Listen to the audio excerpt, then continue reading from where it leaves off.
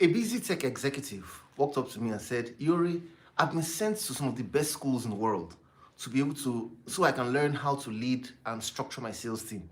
Nevertheless, I'm still struggling to be able to structure my sales team to get them to perform. In this video, we're going to be looking at the 10 essentials you need to have in your team so that you can be on your way to getting them to perform excellently. My name is Iyore Ogwigwe, trained over 25,000 salespeople across 5 countries, Nigeria, Ghana, USA, UAE, Rwanda. I'm an author of several books and resources on sales, and I've been featured on a lot of media platforms to talk about successful selling.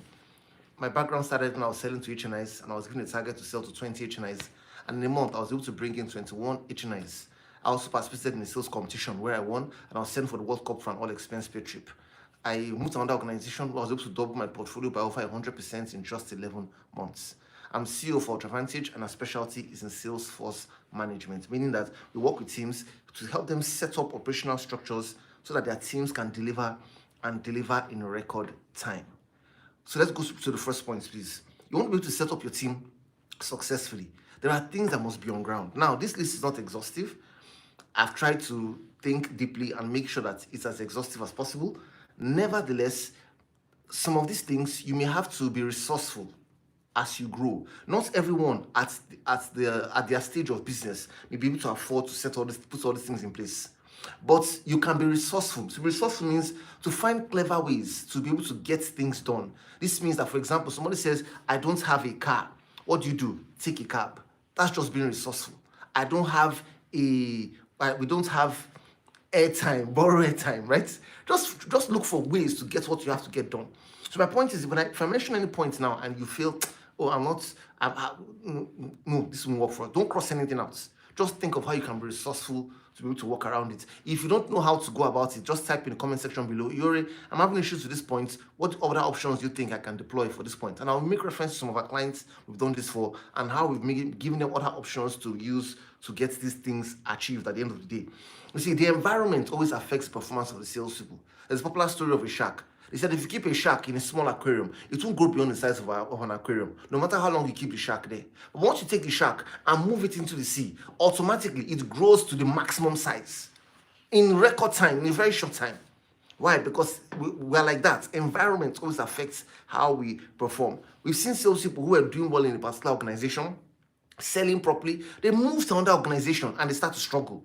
Or we've seen the case vice versa. Some struggling in the company move to another organization and they start to win. Some of the reasons are simply because of the things I'm going to be sharing with you here. Number one, they need to have notepads and pens. As simple as this is, it's so powerful.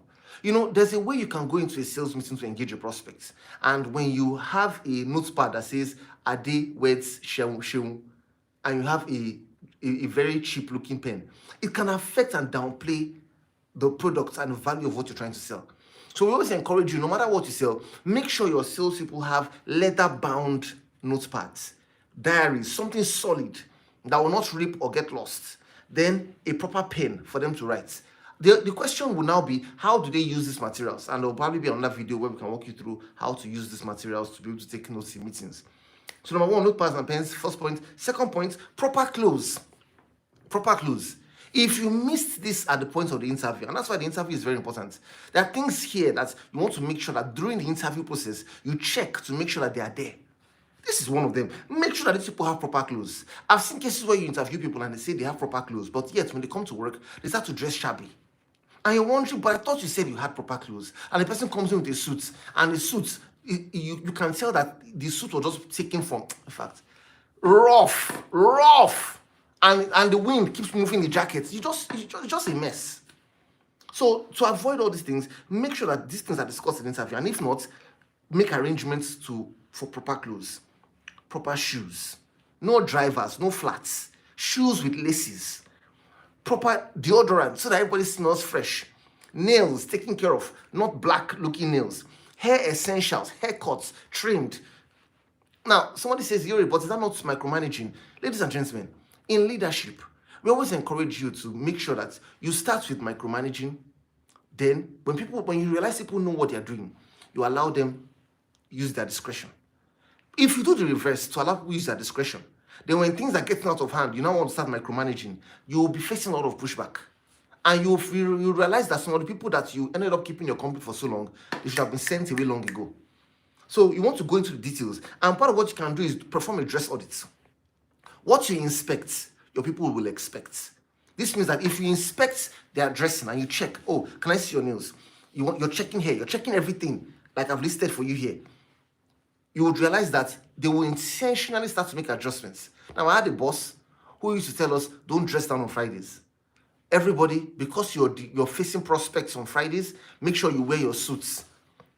Every day, Monday to Friday in our location, we have to dress corporately.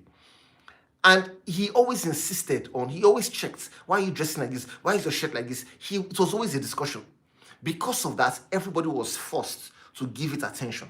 So what the boss gives attention to, the people will give attention to. Next point, your business cards. Make sure they have clean business cards. And from time to time, inspect the business cards. There's a reason why sales teams need to have sales meetings every morning. Part of the reason is so that there can be room for such inspections to happen. Check for business cards. Make sure that your business cards are not ripped, they're not stained, because they are representing your brand every time they go out. Number 4,